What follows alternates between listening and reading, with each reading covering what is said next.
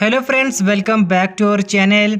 And दोस्तों, अगर आपके पास Redmi का Redmi Note 10 डिवाइस है तो दोस्तों फाइनली Redmi Note 10 डिवाइस के लिए देखेंगे Xiaomi की तरफ से 12.5.1.0 का अपडेट, जो कि फुल पब्लिक का अपडेट आज से रोल आउट होना स्टार्ट हो चुका है। वैसे दोस्तों ये जो अपडेट है कुछ दिन पहले से रोल आउट होना स्टार्ट हो गया था, बट दोस्तों आज से देखेंगे ऑलमोस्ट हर एक यूजर्स के लिए फुल पब्लिक अपडेट आज से रोल आउट होना स्टार्ट हो चुका है। एंड दोस्तों इस अपडेट को इंस्टॉल करने के बाद आपके Redmi Note 10 डिवाइस में काफी सारे फीचर्स इनेबल हो जाते हैं। सो आज के इस वीडियो में हम बात करने वाले किसी 12.5.1.0 अपडेट के बाद आपके Redmi Note 10 डिवाइस में कौन कौन से फीचर्स इनेबल हो जाते हैं। सो बिना किसी देरी के आज के इस वीडियो को स्टार्ट करते हैं।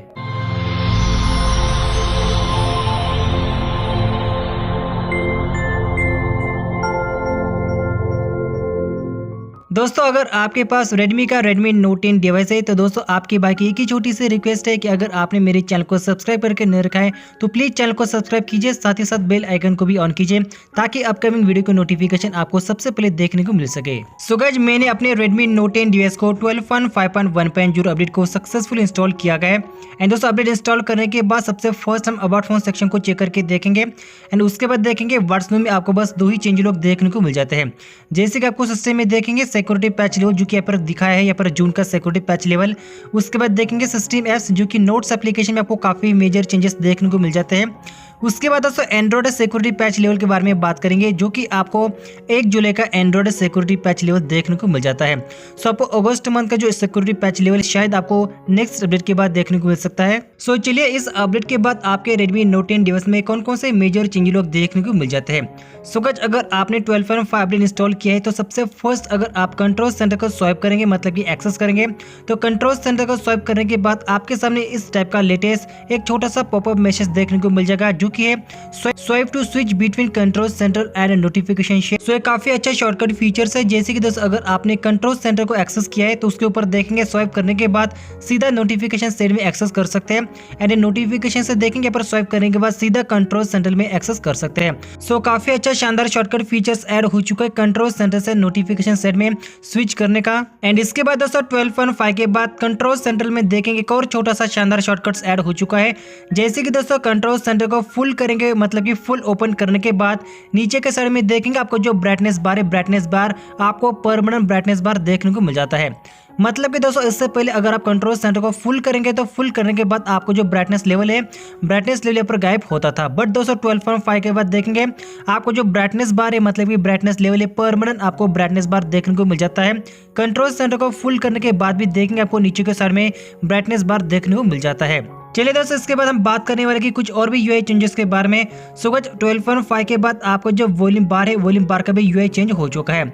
सो गाइस आप देखेंगे इसके पहले आपको कुछ सिलिंड्रिकल टाइप के वॉल्यूम बार देखने को मिलते थे, बट दोस्तों इस अपडेट के बाद आपको जो वॉल्यूम बार बटन से देखेंगे काफी हेवी एंड बड़े टाइप के वॉल्यूम बार का लेटेस्ट न्यू यूआई आपको इस टाइप से देखने को मिल जाता है, जिसके नीचे के साइड में देखेंगे साइलेंट का बटन है। उसके बाद देखेंगे डीएनडी का बटन है एंड डीएनडी के नीचे देखेंगे अगर आपको डीएनडी का कुछ टाइमर सेट करना है तो डीएनडी का भी टाइमर सेट कर सकते हैं। तो इस टाइप से देखेंगे 12.5 के बाद Redmi Note 10 डिवाइस में आपका जो वॉल्यूम बार है, वॉल्यूम बार का भी यूआई चेंज हो चुका है। इसके बाद दोस्तों बात करेंगे नेक्स्ट कुछ चेंज लॉग फीचर्स के बारे में, जो कि आपको नोटिफिकेशंस में देखने को मिल चुका है। जैसे कि दोस्तों नोटिफिकेशंस को एक्सेस करेंगे एंड नोटिफिकेशंस को एक्सेस करने के बाद किसी भी नोटिफिकेशंस के ऊपर लॉन्ग प्रेस करेंगे तो लॉन्ग प्रेस करने के बाद नीचे के साइड में देखेंगे आपको 3 शॉर्टकट्स देखने को मिल जाएंगे, जैसे कि एलो है, उसके बाद देखेंगे स्नूज एंड मोर की कैटेगरी है। नोटिफिकेशंस को एलो करना है तो एलो कर सकते हैं, अगर आपको कुछ टाइम पीरियड के बाद फिर से नोटिफिकेशन चाहिए तो उसको स्नूज कर सकते हैं, या फिर नोटिफिकेशंस की सेटिंग को चेंज करना है तो मोर की कैटेगरी में जाने के बाद नोटिफिकेशंस की सेटिंग को चेंज कर सकते हैं। तो इस टाइप से देखेंगे आपको कुछ शॉर्टकट्स भी ऐड किए गए। इसके बाद दोस्तों Redmi Note 10 डिवाइस का काफी बड़ा मेजर प्रॉब्लम को फिक्स किया गया है। जैसे कि दोस्तों कंट्रोल सेंटर में आपको जो एंड्रॉइड आर्केस्टर 1 का फीचर्स था, मतलब कि स्मार्ट होम में एंड्रॉइड 1 के जो कैट कंट्रोल के फीचर्स थे उसको इनेबल करने के बाद आपका डिवाइस यहाँ पर टोटली क्रैश हो जाता था, मतलब कि हैंग होता था। बट दोस्तों 12.5 के बाद देखेंगे अगर आप स्मार्ट डिवाइसेस में एंड्रॉइड आर का जो ईस्टर 1 का फीचर है इसको इनेबल करेंगे एंड दोस्तों इसको इनेबल करने के बाद भी देखेंगे आपको जो डिवाइस है किसी भी एंगल से देखेंगे हैंग नहीं होता है, मतलब कि लैग नहीं होता है। तो परफेक्टली देखेंगे 12.5 के बाद ये फीचर परफेक्टली वर्क करता है। एंड दोस्तों इस 12.5 अपडेट के बाद एनिमेशंस के बारे में बात करेंगे तो आपको जो होम स्क्रीन का वॉलपेपर है आपको पॉपअप इफेक्ट देखने को मिल जाता है, मतलब कि zooming and zoom out effect देखने को मिल जाता है। अगर आप किसी भी एप्लीकेशन को ओपन करेंगे एंड क्लोज करेंगे तो एप्लीकेशन ओपनिंग एंड क्लोजिंग के टाइम आपको जो होम स्क्रीन का वॉलपेपर है उसमें आपको जूमिंग जूम आउट का पॉपअप इफेक्ट मतलब कि एनिमेशन देखने को मिल जाता है। सो ये भी एनिमेशन देखेंगे सिस्टम लॉन्चर की वजह से आपके Redmi Note 10 DS में 12.5 के बाद इनेबल हो चुका है। इसके बाद दोस्तों बात करेंगे 12.5 के बाद आपके Redmi Note 10 DS में थीम स्टोर में सुपर लाइव वॉलपेपर का भी सपोर्ट मिल जाता है। वैसे दोस्तों मुझे काफी सारे लोगों ने कमेंट किया था कि 12.5 के बाद हमारे Redmi Note 10 DS से जो सुपर वॉलपेपर का फीचर्स है यहाँ पर गायब हो चुका है, मतलब कि मिस हो चुका है। सो गाइस आपको 12.5 के बाद Redmi Note 10 DS में सुपर वॉलपेपर का भी फीचर्स इनेबल करना है तो इनेबल कर सकते हैं। वैसे दोस्तों इसके ऊपर मैंने डेडिकेटेड स्पेशल वीडियो बना के रखा है जो कि स्पेशल वीडियो है। सो अगर आपको देखना है तो ऊपर आई बटन पे क्लिक करके देख सकते हो या फिर चैनल पर विजिट करके इस सुपर वॉलपेपर को कैसे इनेबल करना है उसका वीडियो चेक करके देख सकते हैं। तो फाइनल 12.5 के बाद आपके Redmi Note 10 DS में भी आपको सुपर वॉलपेपर का भी सपोर्ट मिल जाता है। इसके बाद दोस्तों बात करेंगे Redmi Note 10 DS में जितने सारे टेम्पररी फीचर्स को गायब किया गया था उन सारे के सारे फीचर्स को फिर से इनेबल किया गया है। जैसे कि दोस्तों रिसेंट टैब में जाने के बाद मतलब कि रिसेंट पैनल में जाने के बाद किसी भी टैब के ऊपर लॉन्ग प्रेस करेंगे तो लॉन्ग प्रेस करने के बाद lock, split screen, floaty window and settings ऐसे 4 ऑप्शंस गायब किए गए थे। तो फिर से 12.5 के बाद ये फीचर्स फिर से इनेबल किए गए। तो रिसेंट पैनल के जो भी फीचर्स है जैसे कि स्प्लिट स्क्रीन है, उसके बाद लॉक स्क्रीन है, उसके बाद फ्लोटिंग विंडो है, मिनी विंडो है, उसके बाद सेटिंग जैसे काफी सारे फीचर्स फिर से इनेबल किए गए। उसके बाद दोस्तों रिसेंट पैनल में देखेंगे ऊपर के साइड में मतलब कि लैपटॉप कॉर्नर में आपको फ्लोटी विंडो का शॉर्टकट ऐड किया गया है। तो उसके ऊपर क्लिक करने के बाद काफी सारा आपको एप्लीकेशन का सपोर्ट मिल जाता है फ्लोटी विंडो में कन्वर्ट करने के लिए। तो उसके ऊपर भी क्लिक करने के बाद अगर आपको फ्लोटी विंडो या फिर मिनी विंडो कन्वर्ट करना तो आसानी से किसी भी टैब को कन्वर्ट कर सकते हैं। तो दोस्तों अगर आपके भी ये सारे के सारे फीचर्स इनेबल हो चुके हैं तो कमेंट करके जरूर बता सकते हैं। चलिए दोस्तों इसके बाद हम बात करने वाले कुछ और भी फीचर्स के बारे में, जैसे कि दोस्तों सबसे फर्स्ट हम game turbo and me security application के बारे में जान लेते हैं। तो मी सिक्योरिटी ऐप में देखेंगे मुझे खास कुछ यहाँ पर ज्यादातर चेंजेस देखने को नहीं मिले हैं।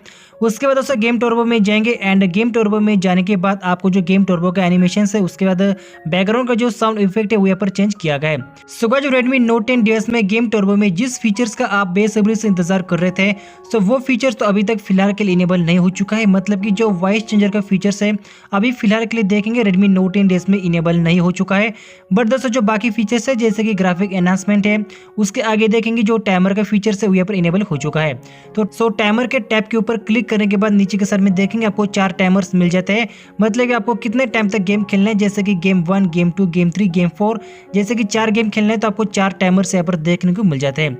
इसके अलावा दोस्तों गेम टर्बो में आपको जो वॉइस चेंजर का फीचर्स है कब तक देखने को मिल सकता है उसका फिलहाल के लिए कोई भी फिक्स इंफॉर्मेशन अभी तक नहीं है।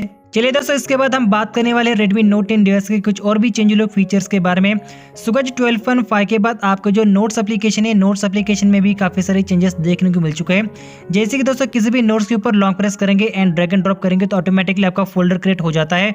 उसके बाद दोस्तों पेंट में जाएंगे तो पेंट में जाने के बाद आपको स्केच का भी नया फीचर ऐड किया गया है। एंड दोस्तों स्केच में आने के बाद अगर आपको कुछ भी यहाँ पर ज्योमेट्रिकल ड्रॉ करना है जैसे कि सर्कल, ट्रायंगल, हेक्सागोनल, उसके बाद देखेंगे आपको स्क्वायर, अगर आपको एक्यूरेट शेप में ड्रॉ करना है सो एक्यूरेट शेप में ड्रॉ कर सकते हैं।